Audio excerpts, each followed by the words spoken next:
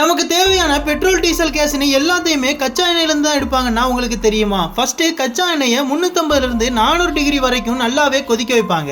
ரொம்பவே சூடான இந்த ஒரு எண்ணெயை பெரிய டவர் மாதிரி இருக்கிற டெஸ்டிலேஷன் காலம்குள்ள அனுப்புவாங்க. சூடா இருக்கிற அந்த எண்ணெயில இருந்து வெளியேறக்கூடிய நீராவி அந்த டவர்ல போகும்போது ரொம்பவே லைட்டா இருக்கிற மேலிக்யூஸ்லாம் மேல வரைக்கும் போகும். ரொம்பவே வெயிட்டா இருக்கிற மேலிக்யூஸ்லாம் அடியிலே தங்கிரும். அப்படி மேல கிடைக்கிறது தான் ரிஃபைனரி கேஸ். இதுல இருந்து தான் எல்பிஜி தயாரிக்கிறாங்க. இதைத்தான் நம்ம சமையலுக்கும் யூஸ் பண்றோம். அதுக்கு அடியில கிடைக்கிறது தான் கேஸ். இதைத்தான் நம்ம கார் பைக்னு எல்லாத்துக்கும் பெட்ரோலா யூஸ் பண்றோம். அதுக்கு அடியில தான் நாப்தா கிடைக்கி. இதுல இருந்து தான் பிளாஸ்டிக், அது மட்டும் இல்லாம நிறையவே ரசாயன பொருட்கள் செய்யறாங்க. அதுக்கு அடியில கிடைக்கிறது பாராஃபின். இதுல இருந்து தான் ஜெட்டுக்கான ஃபியூல் மற்றும் கேரோசின் தயாரிக்கிறாங்க. அதுக்கு அடியில கிடைக்கிறது தான் டீசல். இதைத்தான் பெரிய பெரிய வாகனங்கள் பல கார்கள்ல கூட யூஸ் பண்றாங்க. அதுக்கு கீழே ஃபியூல் ஆயில். இத கப்பல் மற்றும் பெரிய பெரிய தொழிற்சாலை எல்லாம் யூஸ் பண்றாங்க. இதுக்கு அடியில கிடைக்கிறது தான் லூப்ரிகேட்டிங் ஆயில். இதுல இருந்து தான் இன்ஜின் ஆயில் மாதிரியான லூப்ரிகேஷன் எல்லாம் தயாரிக்கிறாங்க. எல்லாத்துக்கும் கடைசியில கிடைக்கிறது தான் இந்த ஒரு பிட்டுமன். இது வேற எதுவுமே இல்ல, ரோடு போடுறதுக்கு யூஸ் பண்ற தாறு தான். கச்சா எண்ணெயில இருந்து இத்தனை பொருட்கள் கிடைக்கிறதுனால தான் கச்சா எண்ணெய் ரொம்பவே மதிப்புமிக்க பொருளா இருக்கு. இத பத்தி நீங்க நினைக்கிறீங்கன்னு மறக்காம கமெண்ட் பாக்ஸ்ல சொல்லிட்டு போங்க. இந்த வீடியோ பிடிச்சிருந்தா லைக் பண்ணுங்க. இந்த மாதிரியான இன்ட்ரெஸ்டிங்கான வீடியோக்கு நம்ம சேனலை தொடர்ந்து சப்ஸ்கிரைப் பண்ணி வச்சுக்கோங்க.